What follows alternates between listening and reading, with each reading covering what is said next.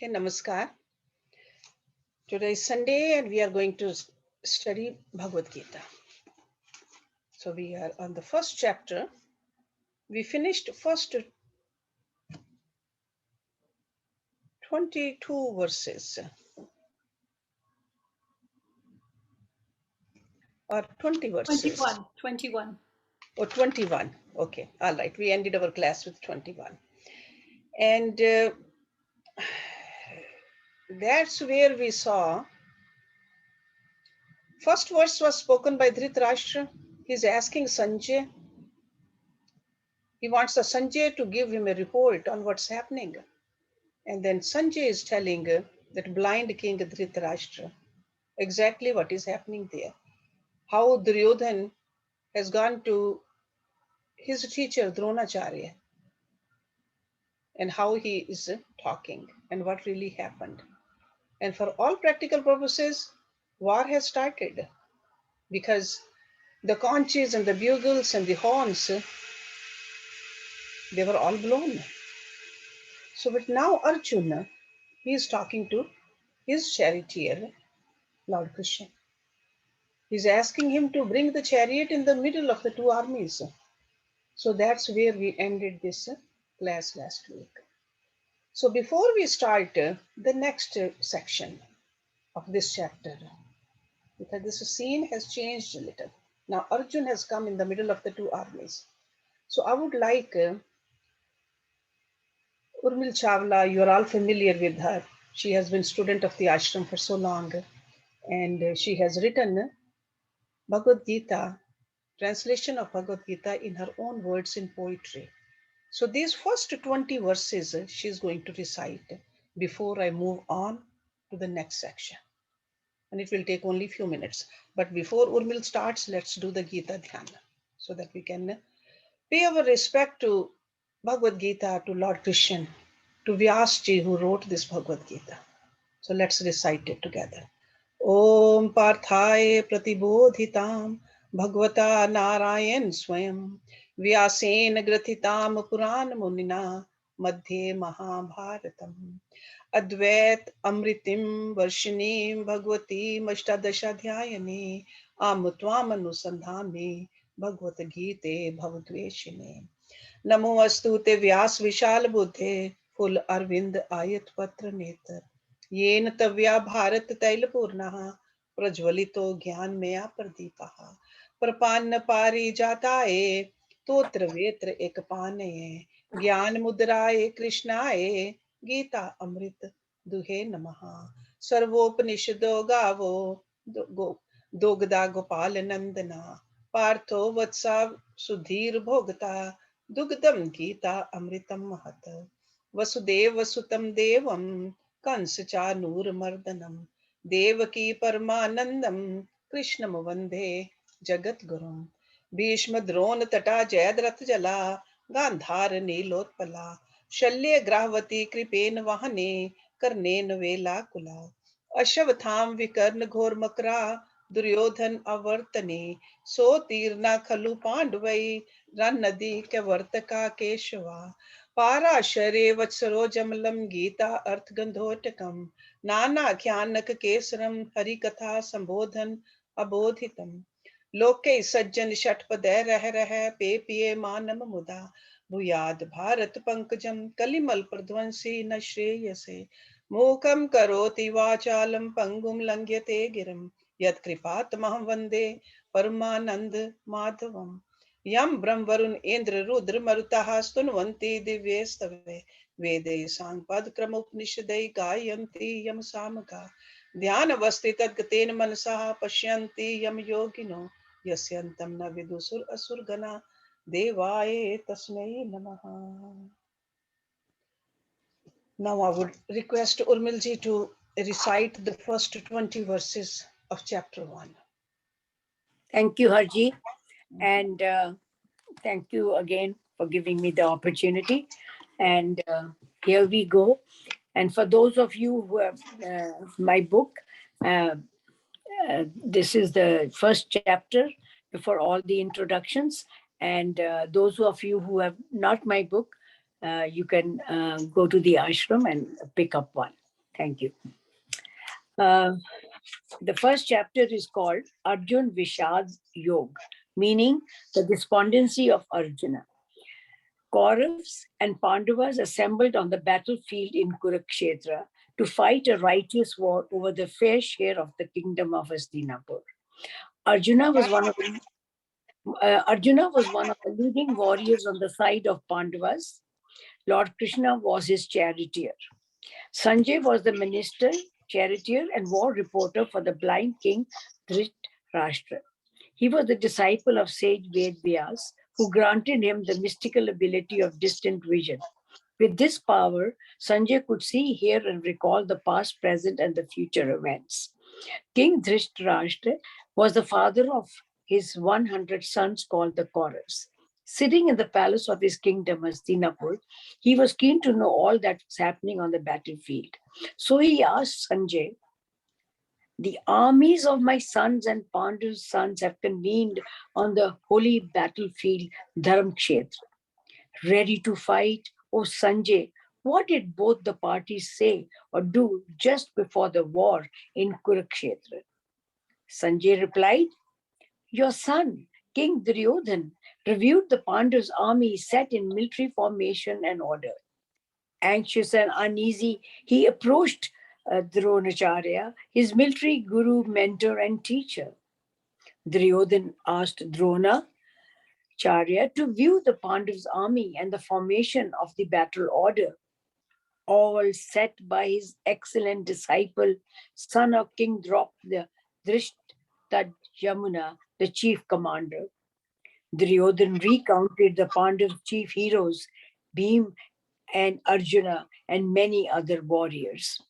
Among them were Yudhana, Virat, Draupadi, each commanding 11,000 archers. Pandav's army also included Honorable Drishtaketu, Chekitana, and the brave king of Kashi, and Purojit, Kunti Bhoja, brothers of Kunti, and Shabya, the chief warrior, mighty, also called Maharathis. Then there was the courageous Yudhamanu and gallant Uttama, the son of Subhadra, and of course the sons of Draupadi, all of them skillful and efficient divisional commanders. Duryodhan, the chief of Kauravas, then recalled the names of renowned warriors on his side. He said to Drona, "O best of Brahmins, I too have qualified leaders in my army, true and tried.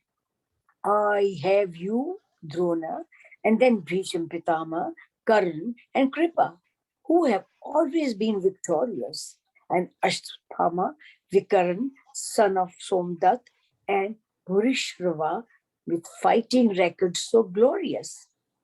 Duryodhan, though nervous and self-doubting, said to Drona, "I have the loyalty of many eminent warriors determined to risk their lives for my sake. In my enormous army are many strong warriors armed with war heads of high grade." Duryodhan also noted that his big army defended by Bhisham Pitama is a little insufficient. In comparison, the smaller army of Pandavas protected by Bhima is solid and sufficient. Duryodhan, nevertheless, commanded his general to occupy their respective key stations. He told them to protect Bhisham along with defending their respective strategic positions. Now, Sanjay, the war reporter, continued to convey to King Dhritarashtra, the patriarch of the Kuru dynasty and commander-in-chief Bhisham has initiated the war cry. Bhisham has blown his conch shell, roaring like a lion. This has given Duryodhan incredible joy. Upon hearing the blowing of the conches by grandsire Bhishama, generals and war heroes, the rest of the army also played their drums, cymbals, and trumpets, creating loud uproars. Then Krishna and Arjun took their positions in the grand chariot yoked by 5 white horses. Then they retorted to the war cry by blowing their divine conch shells, thus alerting their forces. Krishna, also known as Hirikesh, the lord of the senses and the mind, blew the Panchjanyam conch, while Arjun blew the divine Devdatta conch and heroic Bhima blew the Pondra conch. King Yudhishthir, son of Kunti, blew loudly a commanding conch shell named Anant Vijayan. Twin brothers Nakula and Sahadev blew their conches named Sughosh and Mani Pushpakam. Others blowing their conches were the chief archer, king of Kasi, and the great archer Sikandi. Also roaring the conches were Maharathis Drishtajamana, King Virat, and the great Satyaki.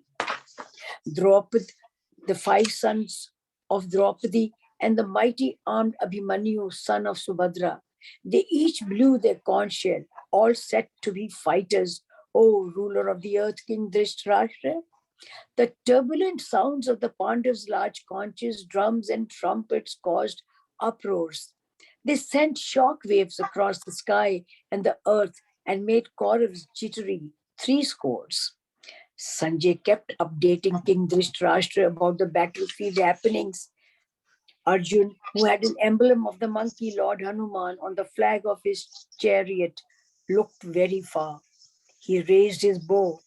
Then he saw the Kaurav's army ready for the war. And he said, "Hold it, Lord Krishna. Oh, Lord Krishna, please let me see my foes. Halt my chariot in the middle of the 2 armies. Let me assess the army I have to combat. Let me evaluate the order of my so-called enemies." And that's where we stopped. Thank you very much, Urmil. I'm sure everybody is very clear now where we are in this great scripture, Bhagavad Gita. You know, some people, they say the Bhagavad Gita is a 5th Veda. Okay, 4 Vedas, Rig Veda, Yajur Veda, Sam Veda, Tharv Veda, and Bhagavad Gita, because this is the knowledge is given to us, this Adhyatam Vidya, from God's mouth himself. Okay?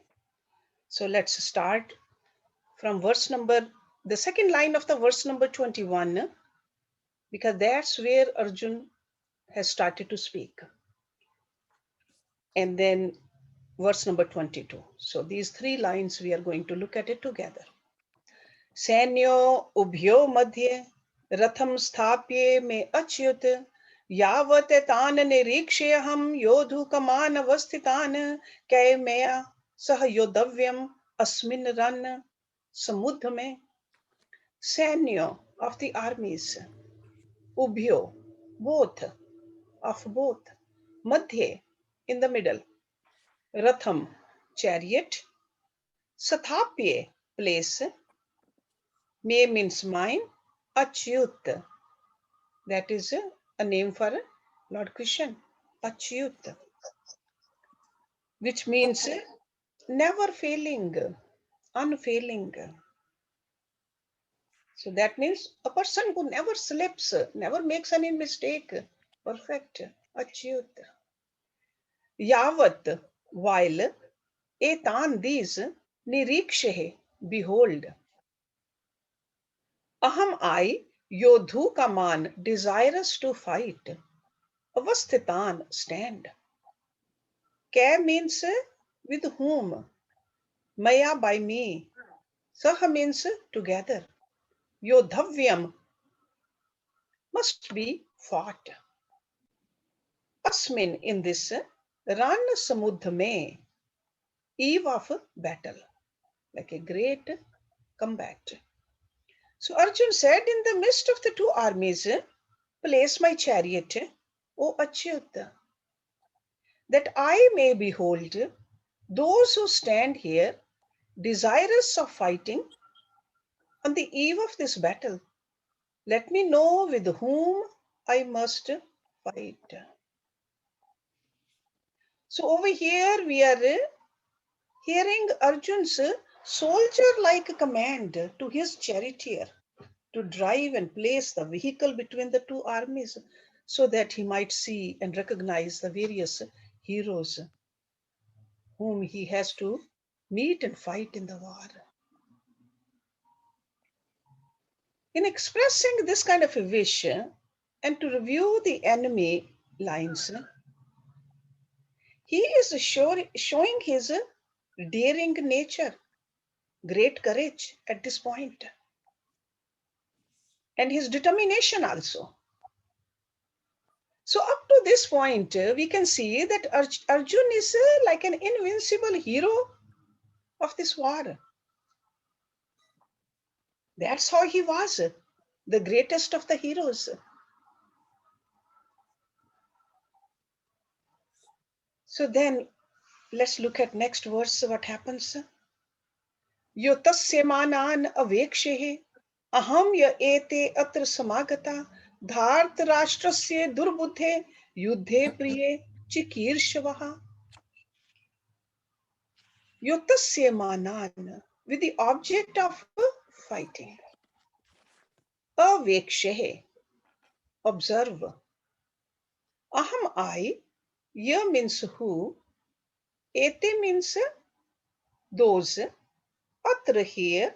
Samagata, assembled. Dharth Rashtrasya, of the son of Dhritarashtra, that blind king. Durbuddhe, of the evil-minded. Yudhe, in the battle. Priye Chikirshava, wishing to please. So Arjun is saying most of the verses after verse 21, 22, spoken by Lord Arjun to Lord Krishna. Okay, so he says he is giving the reason why he wants his chariot to be in the middle of the two armies. He says, I desire to observe those who are assembled here to fight, wishing to please in battle the evil-minded son of Dhritarashtra. And who's that? Duryodhan. He was the eldest of those Kauravas, evil-minded. Why evil-minded? He tried to kill these 5 Pandavas many, many times, as we know. And he was not evil only towards the Pandavas. Even the general public in Hastinapur, they wanted Dhritarashtra, the eldest of the Pandavas, to be the king, not Duryodhan. Okay? So he is giving the reason why he wants to review the enemy lines. He wanted to see for himself who were the low-minded, power-mad, greed-ridden people who had joined the forces of the Kauravas. Okay? Generally, you will join with that party if your philosophies match. Greedy person will go with a greedy person. A wise person will like to be in the company of a wise person. So that's why he said, they are sporting, because everybody knew what Duryodhan was. So he wants to know who are those heroes, because this army is so vast. Who are those kings standing with Duryodhan, evil-minded? So Arjun was anxious to meet those aggressors or even immoral people of the society who have assembled next to Duryodhan in the Kaurav's lines. So these hard words over here, Durbuddhe, they really express Arjun's mental estimate of his relentless person. Okay. Now let's look at Sanjay is telling the blind king now. He's saying, Eva muktaha rishikesha gudakeshen bharat sainyo ubhyo madhye sathapitva rath uttamam Evam means thus, uktaha, addressed, Hrishikeshaha, Lord Krishna. Gudakeshen, that is a name used for Arjuna. So by Gudakesh, Arjuna. And Gudakesh means a conqueror of the sleep. That means no tamsikta in him, no inertia in him. Rajsikta definitely, but no tamsikta. That's why he's called Gudakesh. Bharat, descendants of Bharat. And this Bharat word is referring to Dhritarashtra. Sometimes Bharat word is referred to Arjuna also because they belong to the same dynasty. But over here, since Sanjay is addressing that blind king, so Bharat is for Dhritarashtra. Sainyo of the armies, Ubhyo of both, Madhye in the middle. Sathapistva, having stationed, like a sthapana. Rath Uttamam, best of the chariots. Just remember, this Sanjay is telling the blind king that Arjuna, who is going to fight your sons, his chariot is the best. Look at the state of mind of Sanjay. He says, thus addressed by Gudakesh, O Bharat, Dhritarashtra, Hrishikesh having stationed the best of chariots between the two armies. That means that Krishna has placed the best of the chariots in the middle of the both armies. Bhishma Dron Pramuktaha Sarvesham ch Mahikshitaam Uvach Parth Pashya Etan Samvetan Kurun iti. Bhishma Dron Pramuktaha, in front of Bhisham Pitama and Dronacharya. That's where he placed that chariot. So Lord Krishna brought the chariot right in front of them. Sarve Sham, of all. Cha means and, Mahikshitam, rulers of the earth. Uvach said, Parth, Arjuna, Pashye, behold, Etan, these, Samvetan, gathered, Kurun, Kurus, iti means thus. In front of the Bhishma and Drona, and all the rulers of the earth, the Lord said, that means Lord Krishna said, O Parth, behold these Kurus gathered together. This is the only statement made by Lord Krishna in the first chapter. Because Arjun commanded him, he said, bring my chariot in the middle of the armies. He brought, you can look at the scene, he brought that chariot because he is a charioteer. He brought it over there right in front of Dronacharya and Bhisham Pitama. Those two personalities, they raised Arjun, they taught Arjun. Arjun loved them so much. You can see the state of mind of Arjun at this point. So splendid chariot, he stopped it between the two armies. So in these two verses, you can see that very beautifully, Sanjay is hinting the exact position of the chariot between the two armies, which is facing Bhisham Pitaman and Dronacharya. And the reins of the chariot was held by Lord Krishna. And he brought that royal chariot to halt right there.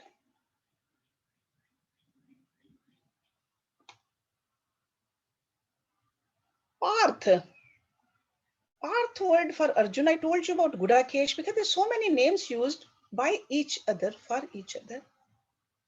Okay, both of them. So, but there's deep meaning behind those. First of all, the close relationship they both had. We normally use many names for a person we love. So they had a very close, loving relationship, Arjun and Krishna. They were cousins also. They were friends also. But we'll see that pretty soon, not in this chapter, but right after this, Arjun will say, you are my guru. As a guru, Please tell me what to do. I really don't know what to do. A guru. So Parth means a son of Prith. And that is Prith was another name of Arjun's mother, Kunti. Prith. Okay, so son of Prith. Now what happens? Sanjay is telling Dhritarashtra, but the scene over there, what is it? Tatra apashyat sthitan parth pitreen ath pitamahan acharyan matulan bhratrin putran potran sakhim tatha. Tatra means there. Apashyat, saw. Sthitan, stationed. Partha, Arjuna. Pitreen, fathers. At means also. Pitamahan, great grandfathers. Pitamaha. Acharyan, teachers. Matulan, maternal uncles. Bhratrin, brothers. Putran, sons. Potran, grandsons. Sakhim, friends. Tatha means also. Then Parth saw stationed there in both the armies because he could see both sides. Pandav army and Kaurav army, both sides. What did he see? Fathers, teachers, maternal uncles, brothers, sons, grandsons, and friends too. All the people he knew, all the people, they loved each other. The family members, the friends, close friends. Shvashuran suhrida cha ev senyo ubhyo api tan samikshye sakontaya sarvan bandhun avastitan. Shvashuran, fathers-in-law. Suhrid, friends. Okay, well-wishers. Friend is always a well-wisher. So when you translate this, Suhrid means well-wisher.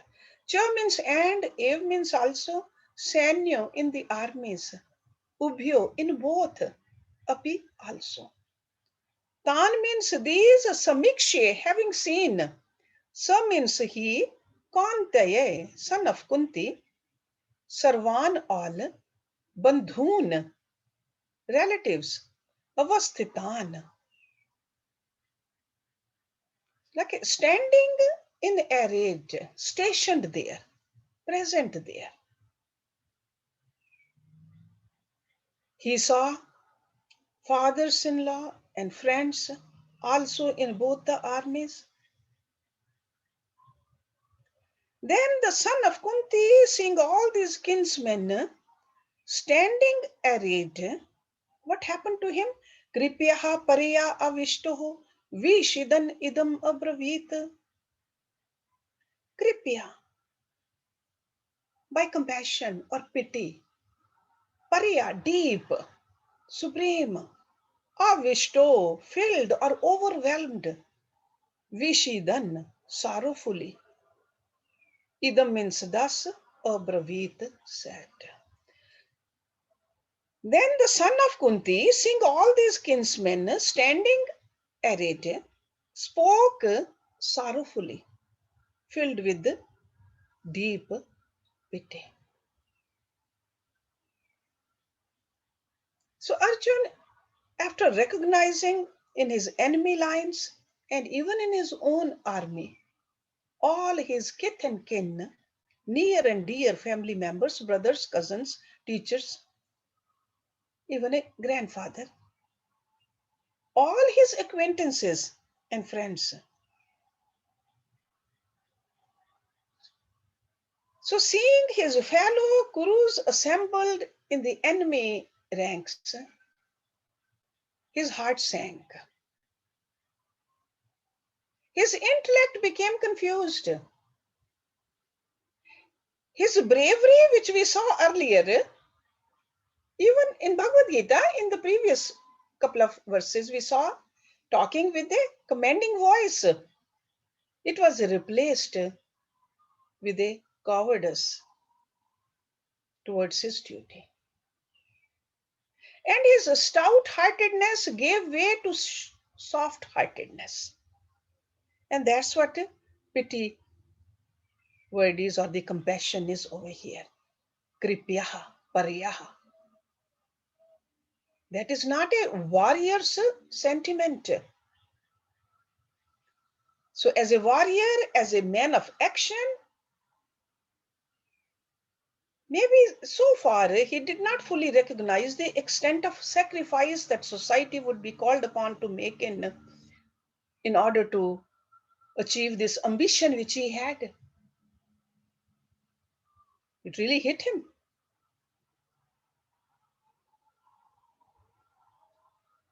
And over here, the word kripya, which Sanjay is saying, seeing in Arjun's face and mind,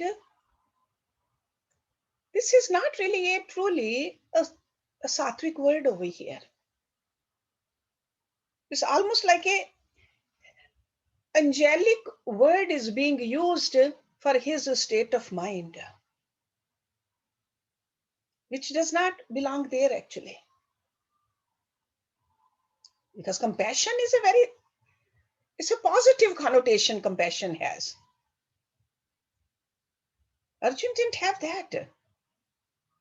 It's almost like if there is a rich person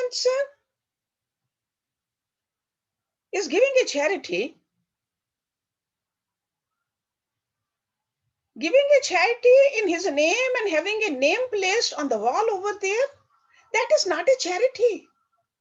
That is out of vanity that money is given. So it's the same kind of a emotion which Sanjay must have seen, but he called it compassion, kripya. Because Arjun had a long life of mental repression, which had created an infinite amount of dynamic energies created against those Kauravas. And as I told you earlier, and you are familiar with it, how Kauravas tried to hurt Pandavas. So he didn't have a compassion for them. There was some other kind of emotion. So let's see what Arjun is saying. Arjun says, Drishtvaha imam swajnam Krishna yuyutsum sam upasthitam Sidanti mam gatrani mukham cha parishusyati veputhu cha sharire me rom harsha cha jayate. Very popular verse. Drishtva, having seen imam these swajanam, kinsmen, my own people, swajan, Krishna, Yuyutsum, eager to fight, some upasthitam, present or arrayed, lined up over there. Verse number 29, Sidanti, fail, mam means my, gatrani, limbs, mukham, mouth, cha means and, parishusyati, drying up is parching, veputhu, shivering, cha means and, sharire in body, me means my.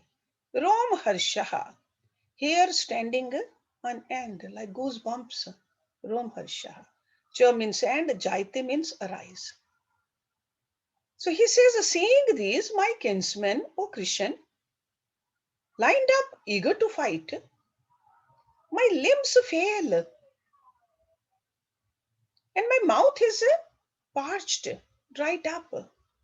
My body quivers, and my hair standing on end. So in these two verses 29 and 28, there is a exhaustive enumeration of the symptoms that we normally see when there is a mental confusion in a person's mind. And this is what's happening to Arjun. So some of the symptoms are physical symptoms.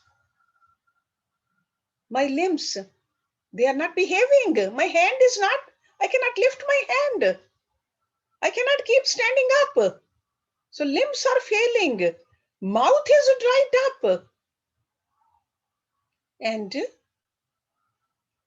there is a shivering in my body. So Sanjay, in the previous verse, he glorified his condition as a pity, compassion. But over here, from Arjun's own mouth, we can see the more realistic expression. What is exactly happening? Because when you have a compassion in your heart, you don't shiver. You don't lose control of your body when you have a real compassion for somebody. Because that's a blissful state of mind, the compassion. So it was not a compassion. So that's why I just wanted you to think about it. See, attachment to God is a spiritual sentiment which really elevates us, elevates our mind. It illumines our intellect. Because love for God is oceanic. And when we have that kind of a love, and compassion come out of that kind of a heart, it's a different symptoms. Okay, different, altogether different. There's a good feel. Over here, Arjun was not feeling good, and that's what he is expressing. Now, further, he is explaining his body's condition and state of mind also. He says, Gandivam samsrate hastat tvak cha ev paridahate na cha shaknomi avasthatum brahmati iv cha memana. Gandiv, that was a name of Arjun's bow. Samsrate, slips. Hastat, from my hand. Because he was holding it in his hand before, ready to war. War was about to happen. But now he says it's a slipping. Tvak means skin. Cha means and, ev means also, paridahate, burns all over. Na means not, cha means and, shak no me, I am able. Avasthatum, remain steady or keep standing. Brahmati iv seems whirling. When we think that our head is moving, we cannot stand. We want to sit down. Cha means and, me means my, mana means mind. He says, Gandiv bow slips from my hand. It's a pretty powerful statement over here. You can imagine what is really happening in Arjun's mind. And my skin burns all over. I am also unable to stand, and my mind is whirling around, as it were. So over here, Arjun is adding some more details of the symptoms of his disease. Okay. So physical body as well as the mind. It's almost like a maladjustments at his mental level.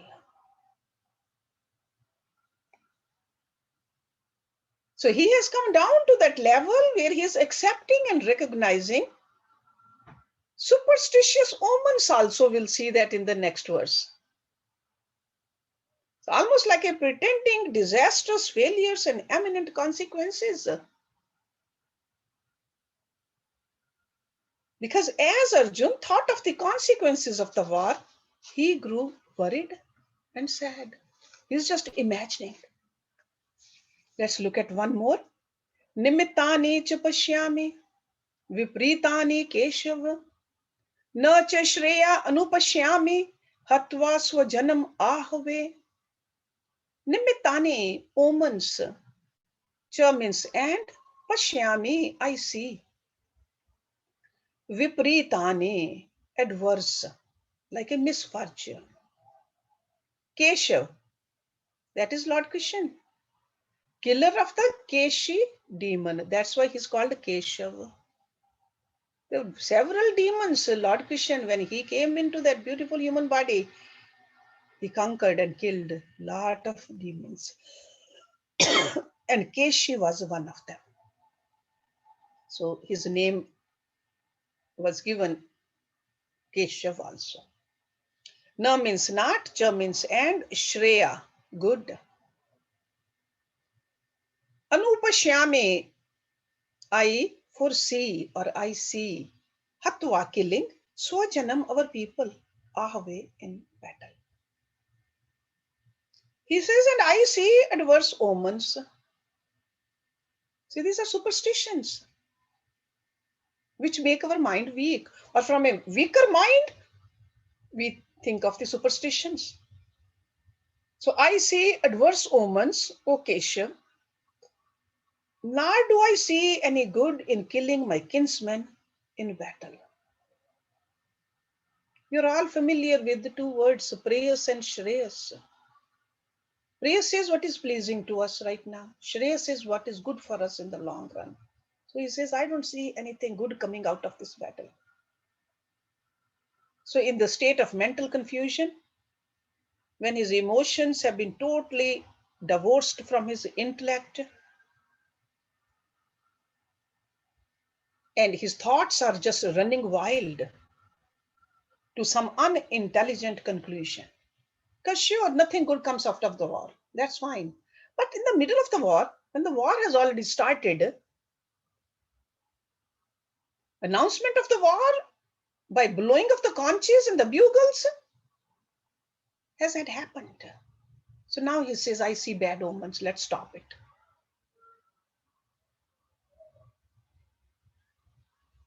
He says, I desire neither victory, nor empire, nor even pleasure. You will see that in the next verse. So the very denials of Arjun clearly indicate to all careful readers how and why he got into such a state of mental grief. This is what is called Vishad, the title of this chapter, Vishad Yog. This is what happened to him. He lost control over his objective mind. Because he did desire victory. You don't go into the war without desiring victory. He urgently wanted the kingdom because the kingdom was snatched from them. And they were wandering into the jungles for 13 years. He anxiously expected to win pleasures for himself and his brothers. But the challenging look of the mighty Kaurav forces, that 11 Akshani Sena in front of him, Bhisham Pitamaha, his grandfather, who could not be killed by anybody unless he wanted to die. Dronacharya, who really did not, he was so strong. He is the one who knew all the tricks of the battle. When he saw them standing ready to fight, his hopes got shattered.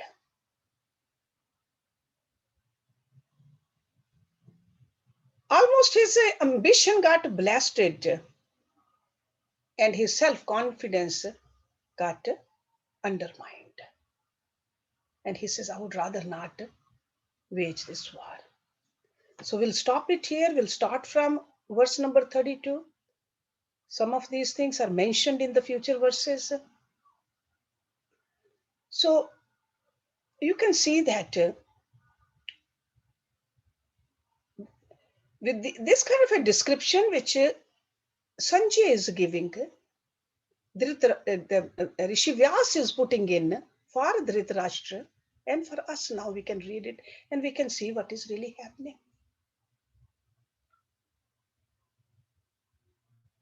From these verses, see, every week I told you we'll take something to think about for ourselves also. What do we learn?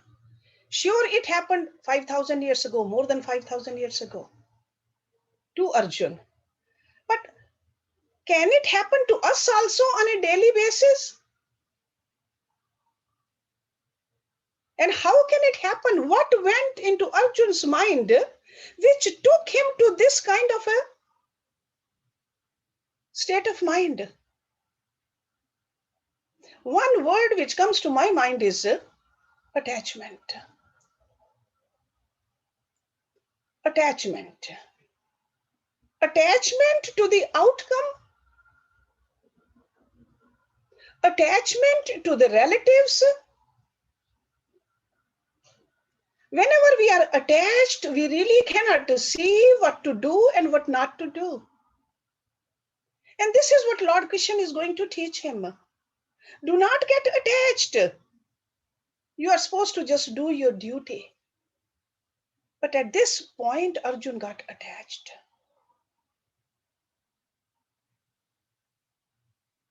So this is what we have to think about. Where is our mind attached? When we are praying, because we are supposed to pray every day, is it out of attachment for the worldly pleasures, worldly things? Or is it when we are working, also doing our duty, is it because of the attachment to the fruits?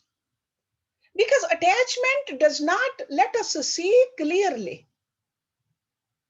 It creates a fog in the vision. Decisions which we make out of attachment, they are not the right decisions. They make us fall right on our face. This is what's happening to Arjun. Attachment. Attachment to the relatives, the friends, attachment to the outcome of the war.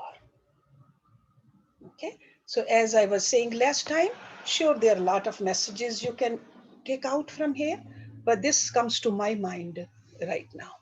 So let's stop it here, and we can do the Shanti part and then bhajan. And any questions you have, of course, before bhajan. Om Purnamada Purnamidam Purnat Purnamudachyate Purnasya Purnamadaya Purnameva Vishishyate. Om Shanti Shanti Shanti Om. Thank you.